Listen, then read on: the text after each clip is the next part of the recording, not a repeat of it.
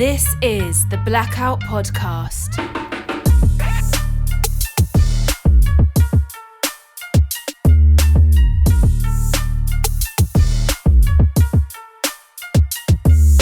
Hi, Brad. Yo, Israel. I've been dying to talk to you since we met a few months ago at Common Good Solutions. I'm like, who is this guy? I want to know everything about him.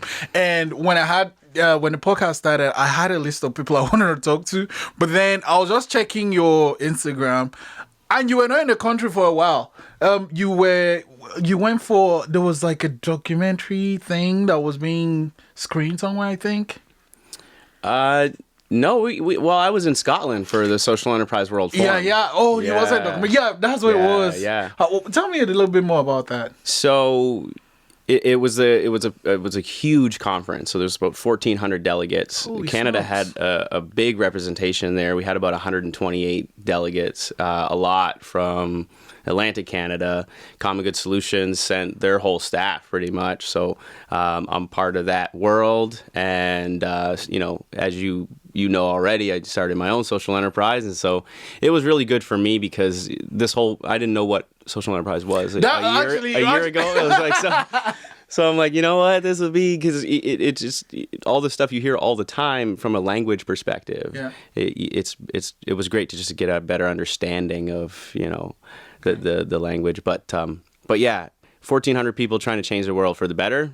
Can't go wrong. Yeah, that's always a good thing. We need that. We really do need that. But for people that might not know what social enterprise is, you want to tell a little bit about that? Yeah, and I gained a lot because you have social purpose businesses that aren't necessarily social enterprises, and then you have charities and nonprofits, and how do they fit into this whole thing? And so, to really simplify it in a nutshell, you start with an issue, whatever that issue may be, whether it's, we have a surplus of waste of this particular plastic, or we have, in the outmigration of youth in Nova Scotia, huge issue here. So that's where what we're trying to address is our social enterprise. And you build a business that's designed to solve that issue. And then with the majority of profits going back either into the issue or into community at large. Oh, wow. And we're very lucky in Nova Scotia and BC. It's not a federal business structure, but the community interest company structure is available in Nova Scotia. And you actually register your business as a CIC, as a community interest company. Holy smokes, I didn't know that. Yeah. So what are some of the advantages of doing that? It legitimizes what you're doing. So it's one thing to say, I'll put the majority of our profits back, but it's like, what are they guided by, and what is their mandate, and what is holding them accountable to that, right? So it's more so the accountability piece. We can't write tax like charitable receipts or anything like that. We're even taxed on the money we give back. What? Yeah. Yeah. So, which is, again, you could kind of funnel it through a charity and get charitable receipt for it, which they maybe want to have a look at and change, how that is working. But that's been around, like the CIC structure has been around in the UK for decades. So it was really cool being in Scotland. You'd see on a company, on a building, it would say such and such CIC at the end of the company, and you're like, man, this is really, you're walking down the street, it's a major city, and you've got CICs like everywhere. So social enterprise, that was where the first conference was, and that was where it was this past year. So where do you have an idea where the next one will be? So they closed this one by announcing where the next one was going to be, and that was sort of the most energized moment of the whole thing. Anybody with any kind of melanin rushed the stage and ran up and started dancing. So it's going to be in Ethiopia next year. Yeah. Wow. So I'm guessing you're going. Really, really excited for that. Yeah, I'm definitely going to that one. Wow. What month will it be? It's usually in September. So I think it's going to be, like, the website's up now, and it's been converted to, like, the Ethiopia event. It's not the old one anymore. Gotcha. Yeah. So do they always have themes for each year, or how does that work? There's, they definitely sort of choose their keynotes and everything according to where the landscape of the whole sector is, very early on. And I wasn't at these conferences, but this was just kind of what I was hearing from being at the conference. Very early on, it was more trying to make sure there was a very clear definition of what is social enterprise. So that was like very early on conferences, that was, a big part of it. But now it's getting more into having debates about, okay, is this a myth? Is this, can you be sustainable as a social enterprise without any government funding?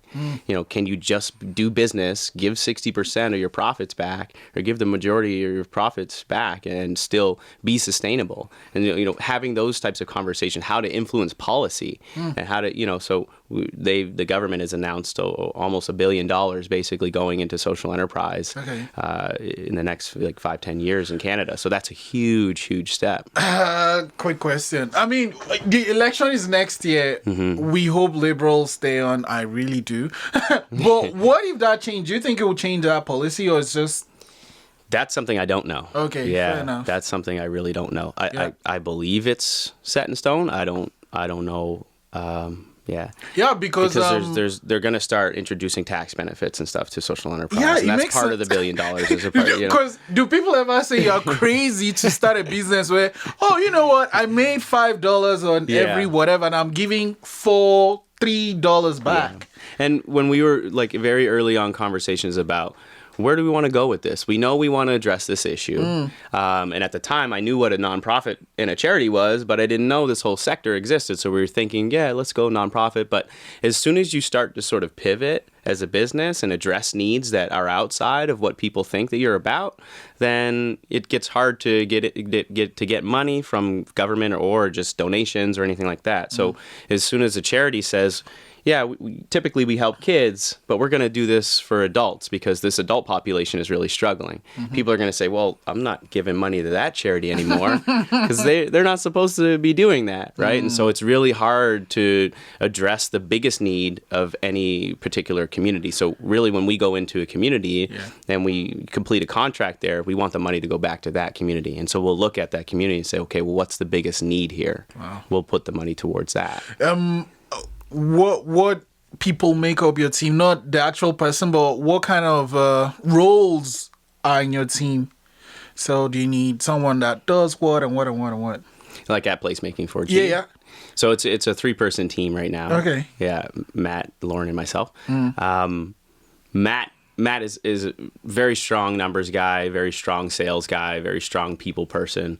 Myself, I feel I have an ability to connect with people on a deeper level, and that's, really build relationships and do a lot of the community work side of things. Lauren's definitely the social enterprise expert when it comes to that side of things. Yeah, so she's heavily involved in common good solutions there as well. So it's when you talk about strength is in diversity, right? And so, Matt's from Montreal originally, speaks French, and he's a here by choice, not a come from away, right? So he brings that lens and that perspective to everything that we do. He says he's the capitalist of the group, right? So he's always like, let's make money first. And I'm like, but how's this going to impact community, right? So we do well. In how did you guys meet? We met at Mount A as well, Mount Allison University. All three of you? Yeah, we played. No, Lauren, we met after the fact. So we knew we wanted to be in that world. We knew we wanted to do something about, our biggest export in Nova Scotia being talent. We needed to do something about that, and we kind of sat down with Lauren and said, okay, tell us about this social enterprise thing. What's this all about? Yeah. So I actually work at a not-for-profit where we help immigrants settle. And you're right. There's actually a section that we're working on because we notice people come in from wherever and they stay here like a year or 2 years and then they're out, So it's kind of like a brain drain. You come here, get education or actually start a business or whatever, and you feel...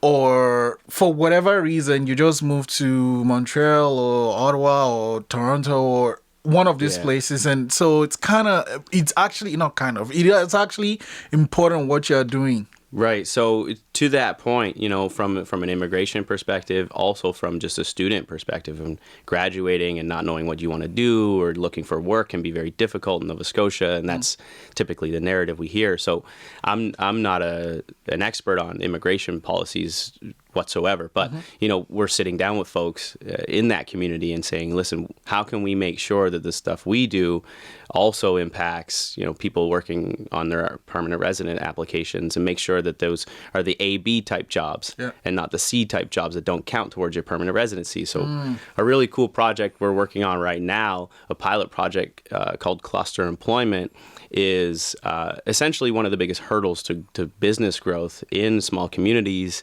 is access to talent. Oh yeah. And typically that's because of budget restraints. They might only have like 0.25 of a role as far as cash flow is concerned. So can't necessarily afford to compete with the big salaries. Can't even afford a full-time position, let alone a big salary for this individual. So nobody's going to go to Yarmouth or Sydney, Cape Breton for a part-time job. Yeah. You're not going to uproot. You can't sustain a family that way. Can't sustain an individual that way, right? So it's easy in an urban center to grow a business with part-time work. Because you can live in that gig economy. So I have a gig here, I have a gig there, I have a gig there. Between my 3 gigs, I can sustain myself. But it's a lot more difficult when you talk about the rural communities. So everybody keeps talking about we need to collaborate in our rural communities in order to be successful and to grow. And so a cluster, what it would do is you take 2 to 3 businesses with a shared business need, and they hire one individual. So now they can compete with the salaries of Halifax. Now they can put together benefit package for this individual as well. Give them a reason to come here and fall in love with Nova Scotia, whether it's retention or if it's attraction of new talent to come this way. So how would that work though? So would the person work different days in each of these places, or? Right. So those are the things we need to sit down with the employers and iron out. That would be something on an individual basis. Okay, so logistically, how's this going to work for your business and your business and your business? It depends on the industry. It depends on the demands of the business. It depends on the individual that's being recruited for that role. Really, what we want to do is bring up as many of those questions as possible, because the long game of this is to create basically a best practices or a toolkit for cluster employment, so that toolkit can be implemented anywhere, not just in Nova Scotia, but globally. Yeah. We distribute that through SEI. I don't know if you know SEI No. over at... So Common Good Solutions also runs SEI. They're kind of like the sister company, Social Enterprise Institute. And so I've seen that. Yeah, that's kind of the go-to place if you're a social enterprise. And is this in the same building, or? Yeah, it's right in the same space over just around the corner from here. Yeah. So we would distribute it through SEI and have it up there. They have a bunch of different training for businesses on there. So this would kind of add to their toolkit as far as that's concerned. But the point is, for us to go in and actually run these individually is very time constraining. There's a lot of work that goes into that, and that would cost a lot of money to those employers. We're not looking to add additional cost to employers that can barely afford talent.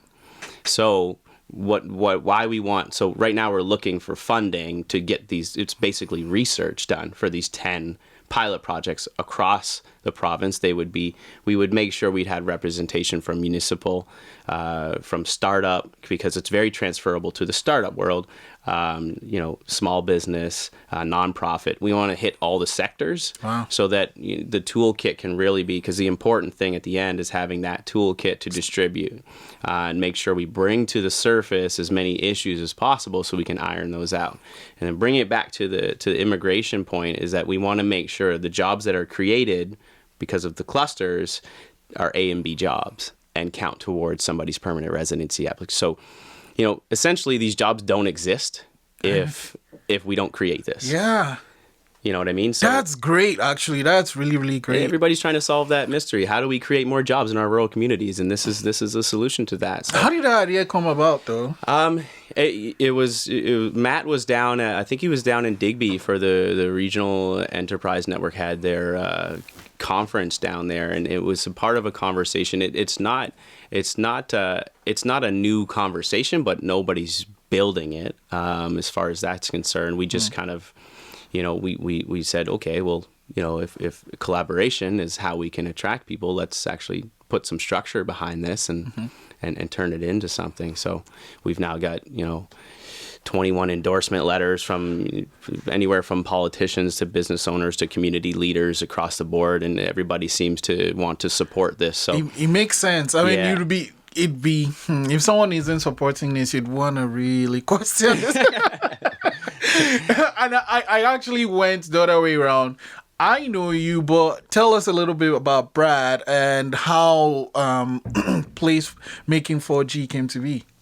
Yeah, so, I grew up here, born and raised, a strong family, strong community presence in this community, in the African Nova Scotian community. So that's always been a big part of my life. And so that was a big draw for me to come back home. But, I grew up here as Buddy Daye's grandson. So if you had that Daye on the end of your name, and I wanted to be the one with a lot of my other family members as well, but I want to be the one to carry that torch and continue that legacy and do that work in the community that's going to, make a real change and impact here. So when I came back, that was one of my motivating factors. But I went to Mount A, I played football there, and it was an all-Canadian, and lived in France for 2 years and played football overseas for 2 years. Came back, did some coaching, stuff like that. That's when I met my fiance when I was back coaching at Mount A, and then spent some time in banking, and I coached football professionally with the Argos in 2016. Oh wow! I was on that coaching staff there, which was an incredible experience. I can imagine. It's one of those things that initially, when sort of the conversation was happening on, do you want to come out? It was kind of a bit of a hesitation, and then when I took some time and thought about it, I was like, what am I doing? Why would I think if about I'm that? sitting at a bank when I'm like, 60 years old, thinking, what if I would have taken that coaching job? I'd be like, man, this is not. So I had the experience, and it was incredible. So I learned so much. Yeah. And shout out to Kelly Jeffrey. He taught me. He was a great mentor during that time. We worked one-on-one.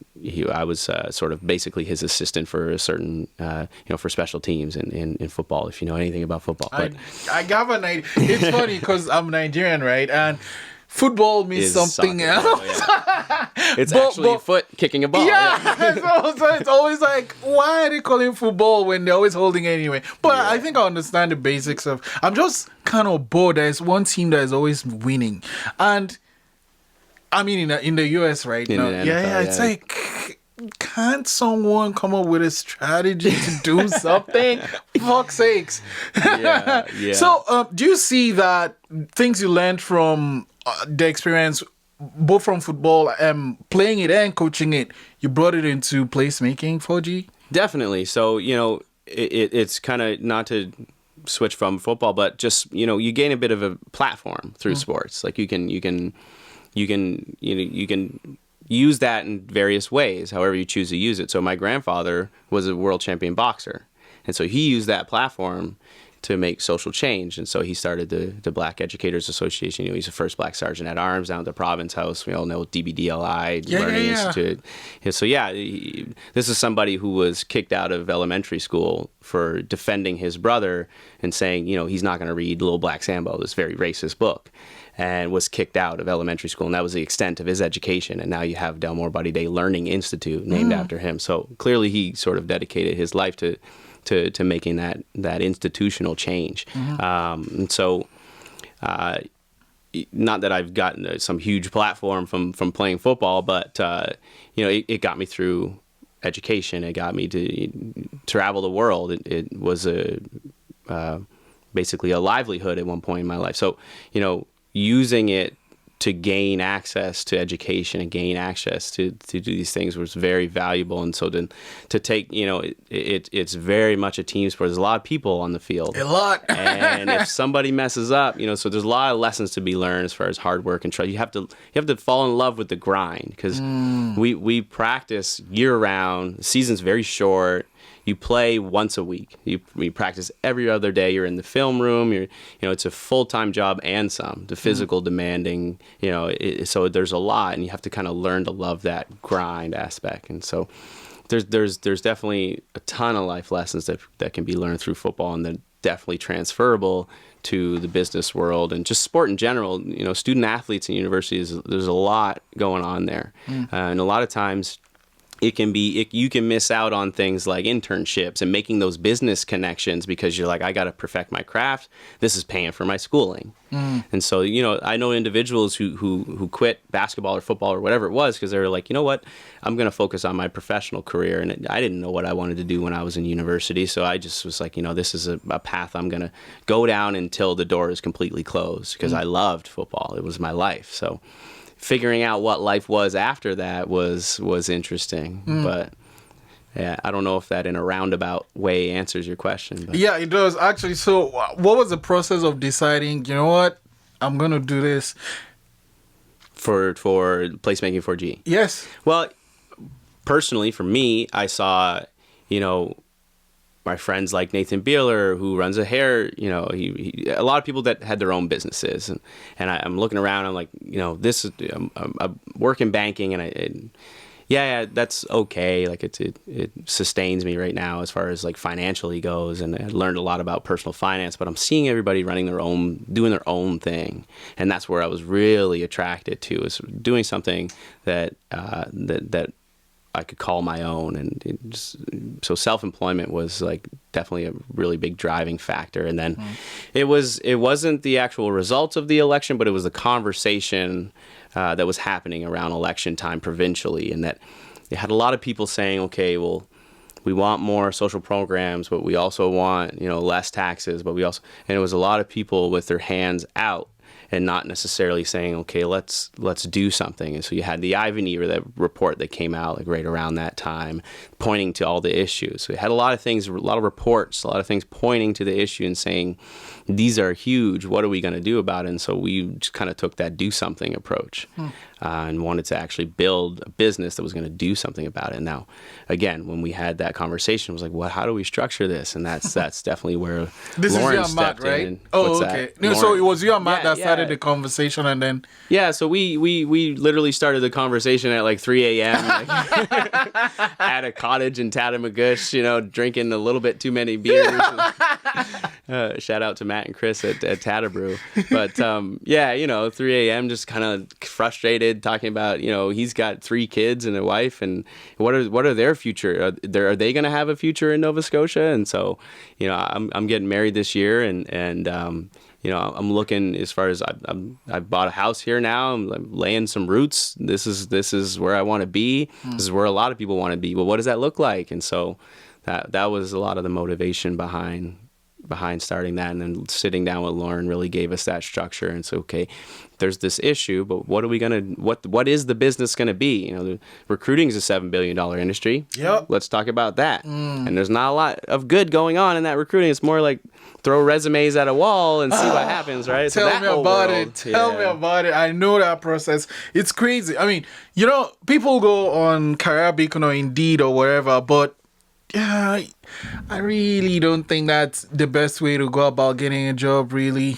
There's only so much your resume can say about you, Yeah, exactly. And so we put more emphasis on the cover letter than we do the resume, which we're trying to, it's HR. So we're trying to humanize that process. Everybody's buzzwords and keyword searches and resumes and stuff like that. And like, can they do it? And the cultural fit and all these terms that are just like very much everything about recruiting and that whole industry, just put that in a big bottle and throw it in the ocean. And that's not what we do, right? So we use the term cultural contributor instead of cultural fit. That subtle change just to the language itself can just start making your mind think not sameness anymore. Yeah. You start to think cultural fit, and you're putting somebody in a box before they even get there, right? And so those are the really important things about the way we go about it, and just the language is important too, right? And the name itself, Placemaking 4G, how did was that also the same night you came up with the name?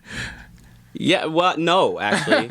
We had about 4 or 5. If you want the domain flagship Nova Scotia, we got that domain name. We got a couple other domain names if you want them. So Yeah, those earlier conversations, we didn't really have the name. It was, we were at CGS's old space, if you had ever been there. Oh, there was somewhere before this building? Yeah. Oh, okay. Yeah, they were actually kind of across the street from the ale house, if you know that building on that corner there. They were main floor of that was just too small for them. They outgrew that space. But yeah, we were in there having a chat with Lauren, and Dave Upton was in the room, and we really liked the concept of placemaking, but we didn't really know how to fit it into the name itself.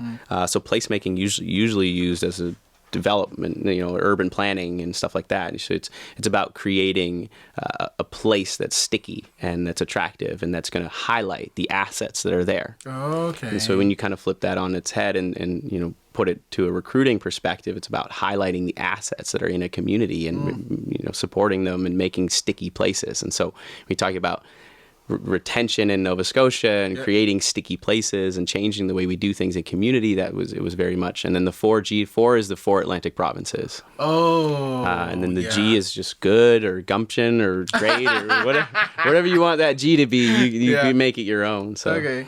Yeah. No. I mean, I've kind of followed it, and I love how I'm gonna go to this. So it's a social enterprise, and does social media play into it in any way? For sure. So it was a very valuable lesson that I learned when I was at SCWF, the Social Enterprise World Forum in Scotland. In that there was a lady there. She makes designer bags out of thrown out like garbage fire hoses. So. I think I've read up about how sometimes is it it's fire hoses. So most of the stuff it's all red, like it's this red plastic that they did a bunch of research on. It was like, this stuff is indestructible. we need to do something with this material. Okay. It was a funny story because first thing she did when she got to London, she's actually Canadian. First thing she did when she got to UK was go to the dump, which is not typically the first thing. First thing, what are all these cool attractions? I'm gonna go to the dump. And she spotted these hoses, and she put one on her. She was on a bike and put one on her back, and drove home with this hose. And it's like, what is this lady doing? But really, what was important in that whole messaging was, she doesn't do that sort of targeted marketing. Oh, it's Christmas time. I'm gonna have red and green, and I make red bags. Fire hoses are red, I'm just gonna tell the truth. Yes, she markets, so but she just tells the truth about what the company does. It takes these things and it turns them into these beautiful luxury items, and then it gives back profits in the community. So, and that story, it's important to share. It is. And another really cool thing from the Social Enterprise World Forum, which I hope that app will make its way to Canada. It's only in New Zealand right now, but really, really cool app called Connecting Good. So Kogo is the name of it if you look it up. But this guy created a app where you go on as a consumer and you put in things that are important to you socially. So this kind of bring it back to that social media, like everybody talks about things they want to change about their life, but this makes it a lot easier for them. So you can put in, make sure that cafes are paying people a living wage, make sure that they don't use plastic here, so you put in all these, there's like 37 different categories that are important to you as a consumer. And then you'll look at the app, okay, I want to go eat some food, or I want to go buy a shirt. It'll show you the stores geographically around you that are aligned with your values. Wow. Yeah. Wow. Yeah, I mean, that should be global, actually. Right. Not just, so when that came out, when I heard about that, I was like, that is going to change the world. Yeah. And then on the other end, like from a business perspective, a lot of the concerns around the app were, okay, well, how does Walmart like not take advantage of this and like try to spin something and be like, yeah, we're a social enterprise because we do this one thing? And the answer was honestly, if you can get major corporations like that to change anything about the way they do things and give them a business reason for it. So as a business person, you can go onto the app and it'll say, there's 30,000 people in this area that are that have these values. And those are potential customers. Yeah. And so if there's 30,000 people in your area that say they don't want plastic, and you make that change, that's 30,000 new potential customers. Yeah. Right. So it's giving those business reasons to yeah. anybody, and it, nobody's going to tick all 37 boxes. He said, even us as a company, like, we're a social enterprise, we built this app. We don't tick all the boxes because, we first of all, we don't like have a restaurant that has plastic, so it doesn't even apply to us. But like, nobody's going to do everything right. Even the best social enterprises, even the best charities and nonprofits, they're not going to do everything right. Yeah. So if you can give a business reason for everybody to make changes within their business that are going to impact society at large, then that's powerful. Yeah. And so that was a really cool. But yeah, so in social enterprise, it's less about using social media, because it can be a great marketing tool, but it's more just about telling the truth and telling your story than it is about like, oh, you have a promotion on this right now, or just like, look at me, I'm doing this really cool thing. It's more like highlighting the truth about like what you're doing. And So, what's the process? You just work with companies, or do people send you their resumes? How does that work? Right. So the actual business is based on companies paying us a certain percentage of a salary for us to go out and find top talent for them. On the other hand, yes, if people are looking for jobs, we encourage those folks to come to us to help us build our sort of database of talented individuals. But it's actually, you're not allowed to sort of skills market people. They can't pay you and then you go out and find them a job. You're going to misrepresent them. It's actually illegal to do that. So the actual business structure, the way it works is businesses pay you to go out and find top talent. Gotcha. Now, we fit in that recruiting box, but like I said, we're building things like Cluster, and we're building things, that are going to change the narrative when it comes to African Nova Scotian employment. And so we're doing a bunch of things that are very much creative and outside the box. So when it comes to finding a middle ground for businesses to use our services, we can create unique, because we're so agile at this point. 2 years into the process, we have the ability to be more agile and come up with a creative solution that's going to meet the needs of the employer, but also, that's customized. Oh, okay. So it's not like a set percentage, we'll do this. We want to build more transformational relationships, not transactional relationships, because if we can have those ongoing conversations and really, do that deep dive. So we start the process when we sit down with the employer with a cultural audit. We want to do a deep dive into the company and say, okay, what kind of culture are you building here? Because at the end of the day, we want to make sure that when we place somebody, we're not putting them in. It's great to have a bunch of cultural contributors, but if the environment that they're coming into, exactly, right? People leave fast these days, So there's 2 points to that, in that, the first thing we want to do is make sure we're highlighting all the assets that are there too. We want to do that deep dive to figure out your vision, your values, and your culture, and really highlight those things, because that's what's going to really attract people to your company. Yeah, I think you're actually doing way more for these companies than they think. Because some companies, what I've noticed, just like from work and stuff, and reaching out to people, some of these people don't even understand the importance of culture. They just think, if I pay X amount, if I put a coffee machine in the lunch, whatever, people want to stay, but they don't understand it's the culture of the place that decides how the people that work there actually take the place. And I mean, sure, it's great to be able to pay your mortgage or whatever, but how do you feel deep inside at the end of the day? So it's great that you guys nail do on that. the head. So values is where we sort of is the main focus of everything we do when it comes to the recruiting process, because the studies back it up, especially for millennials. So especially 85%. I'm just gonna break it, because For sure. I was trying to meet someone. I mean, I know people that will meet you at, say, a Starbucks, or a place that doesn't support local, or a place that doesn't use straw, or so there are these things you kind of have to check before you meet someone, before you talk to someone. So if you want your company to thrive in where we are now, you have to do something. Yeah, in the same way that you're looking at their extracurriculars, they're now looking at the business from that lens as well. What are you doing in the community? You know, what is your workplace environment like? And so values alignment has become the number one thing for millennials. So 85% of millennials who have values alignment will stay with that employer for 5 years or more. 72% of millennials say they'll take a pay cut to work with an employer that they have values alignment with. That's super true. So everybody, the narrative right now is like millennials are lazy. And currently, if you're entering the workforce and you're a millennial, the current tenure is 1.4 years. So it's that initial stepping into that work environment initially, that's where we're getting it wrong right now.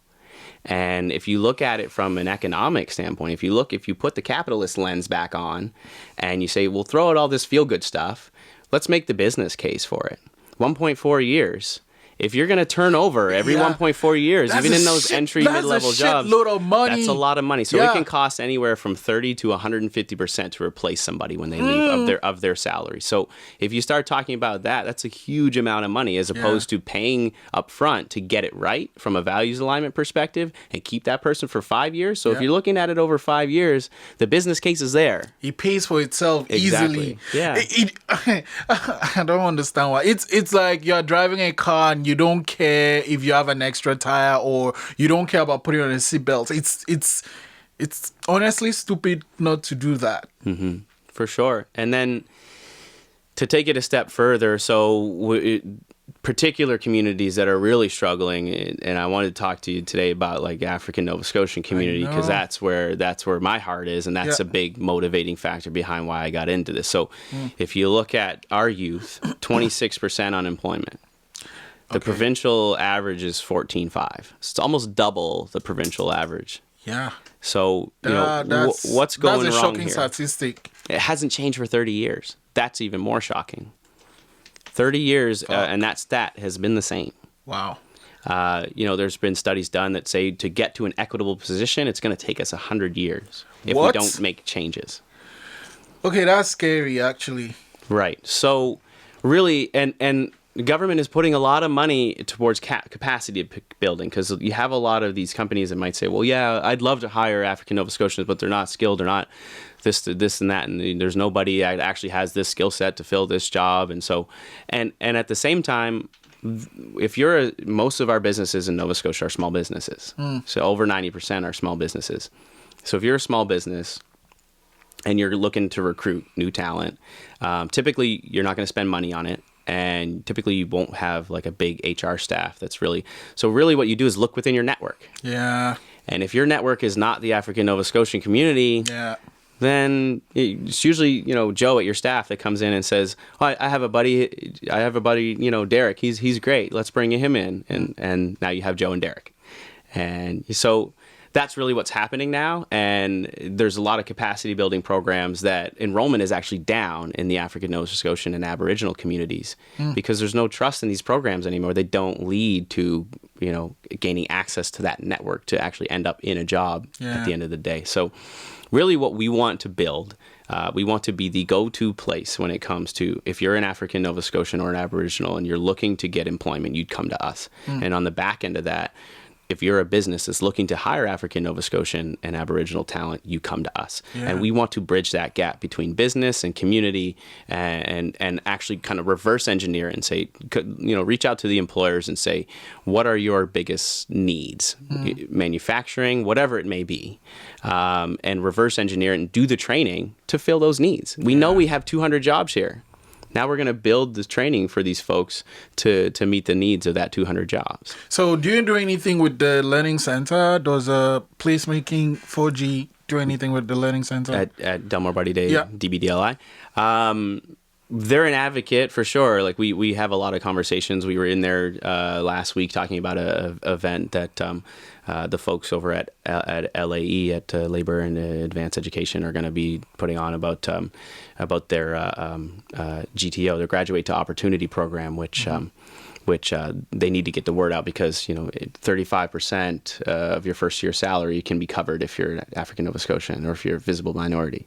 So that's a program that hasn't been really utilized in our community. So we're trying to get the word out about that. So as far as we'll sit down in the space and have meetings with folks, but they're more they have an education focus. Yeah. And their mandate, like I said earlier, it's hard to jump from mandate to mandate when you're a nonprofit or a charity, right? So their mandate's very specific when it comes to it's not affecting African Nova Scotian education. Yeah, it's not our mandate. And how about the Black Business Initiative? I think is that what it's called? BBI. Yeah. So.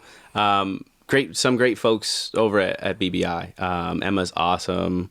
Ashley Hill's there now. So love working with those folks individually. I don't do much as an organization. I don't do a lot of work with them. Okay. We haven't really gone to them for any funding or anything like that. Gotcha. And so I don't know. I don't want to talk too much about BBI. I'll just kind of leave that alone. But there's some good folks over there for sure. Yeah. They're doing great work. And so what's the plan moving forward now? I mean, I know you have the cluster thing happening, and so what's the 2019 plan for P4G? Yeah, I mean, continue on with the bread and butter. So our bread and butter is recruiting and building those transformational relationships with organizations that we feel we have values alignment with. So in particular, we're working with the Green Schools Initiative through Efficiency Nova Scotia. So we're one of our biggest clients. And so energy efficiency, that's very important to us as well. So, having that continuous, and so one of the big projects we're doing with them is called Celebrate Cape Breton, because we placed somebody up in Cape Breton, an engineer. That's a really cool story. I won't get into that too much, but it was it was a really cool story. And as a result, we have a certain amount of funds from that contract to go back to community, right? Yeah. So we're entirely funding an event up there called Celebrate Cape Breton. When is this? It's going to be in May 23rd, I believe. It's 120 grade 9 students. Wow. From 12 different schools all across Cape Breton. They're going to come together it's like a hackathon style event. It's kind of like the We Day for the environment. That up is there. awesome. Yeah, so they'll have like 6 weeks of curriculum before they get there to work on the challenges, and then when they get there, they're going to present their findings and their ideas as far as working towards solutions are concerned. And then we'll be up there. We'll talk a bit about social enterprise. There'll be some other guest speakers and stuff, but it'll be just sort of we don't focus enough on celebrating the wins that we are it's going to be at CBU, and that's the most environmentally friendly campus in North America, and we don't celebrate that win. That's a win. So Cape Breton is doing a lot of great things when it comes to the environment, and we need to instill in the kids all of these things that are, be proud about these things. And at the end of the event, I want them to leave and be an advocate of the environment, but also know how to use that towards their employment too. So give them a certificate that says, I'm an advocate of the environment. I created these solutions that are going to impact environment, and now I can put this on my resume and teach them those skills. These are the types of events that you go to, and I went to this event and now I've gained these skills as an individual. Your personal brand is important as well. So tie it back into from an employment perspective. To make sure that they know how to use these things. Wow, man. I'm going to end it with this one, though. You've spoken about your grandfather a few times. Do you ever feel there's this expectation because of your last name to always live up to something? That's an easy one. I don't think it's an expectation. I know that I'm privileged. I know that I'm privileged for two reasons. One, I'm light skinned, so I have that. It's almost like a fit in everywhere, but nowhere at the same time. But I recognize that I have that privilege as walking through life as light skinned, and everybody knows sort of this. Well, maybe they don't, but everybody should know the statistics around if you get hired or if you get based on whether you're dark skinned or light skinned. But I also know that I've been privileged in having a last name Daye. So if I'm around somewhere and there's something bad going on, somebody would be like, "Hey, you're a Daye. You don't do that." And, you know, there's last names that maybe in certain communities that aren't as fortunate, and just because you have a certain last name, you're expected to go down a certain road. So for me, it's always been looked at as like, this is a privilege to me, and I recognize that. And that's a big reason why I want to go into community and say, no, it doesn't matter what your last name is. You can do anything. And so that's why I go and coach these kids like in the North End, where it all started for me.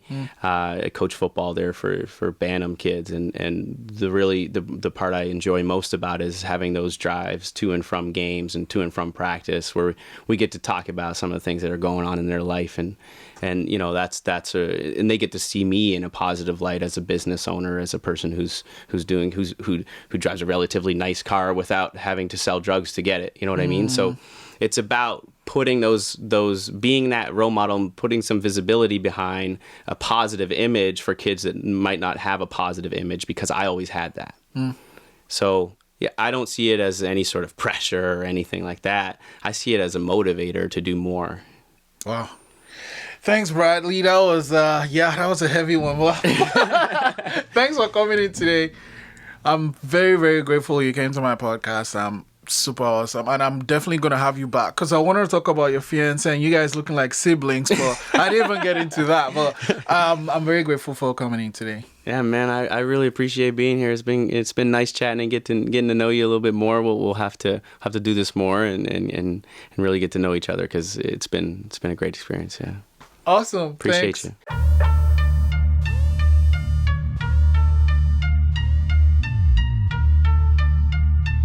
This is the Blackout podcast.